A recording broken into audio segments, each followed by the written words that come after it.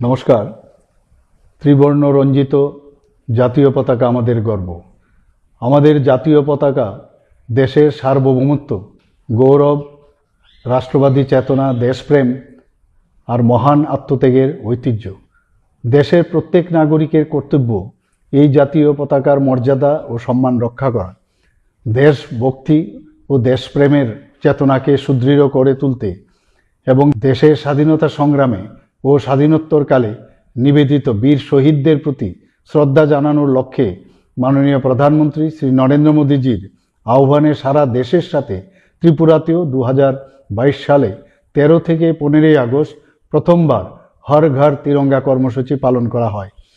সর্বস্তরের জনগণের সক্রিয় অংশগ্রহণে এই কর্মসূচি অভূতপূর্ব সাফল্য লাভ করে।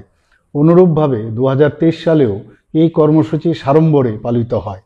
ত্রিবর্ণরঞ্জিত জাতীয় পতাকা আমাদের দেশাত্মবোধের পরিচায়ক ও রাষ্ট্রীয় চেতনার অনুভূতি বহন করে আসছে। রাষ্ট্রীয় চেতনার এই অনুভূতিকে রাজ্যবাসীর মধ্যে জাগ্রত করতে রাজ্যে আগামী 13 থেকে 15 আগস্ট 2024 হর ঘর তিরঙ্গা কর্মসূচি পালন করা হবে।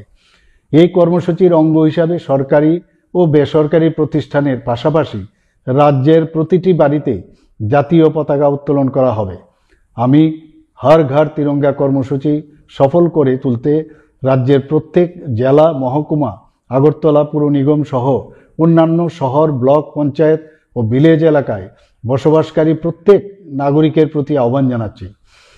এই জাতীয় পতাকা উত্তোলনের মাধ্যমে আমরা যেমন দেশপ্রেমে উদ্বুদ্ধ হব, তেমনি আমাদের প্রতিজ্ঞা করতে হবে বর্তমান প্রজন্মকে নেশার করাল গ্রাস থেকে মুক্ত করে সুস্থ, স্বাভাবিক ও সুন্দর জীবন উপহার দিতে।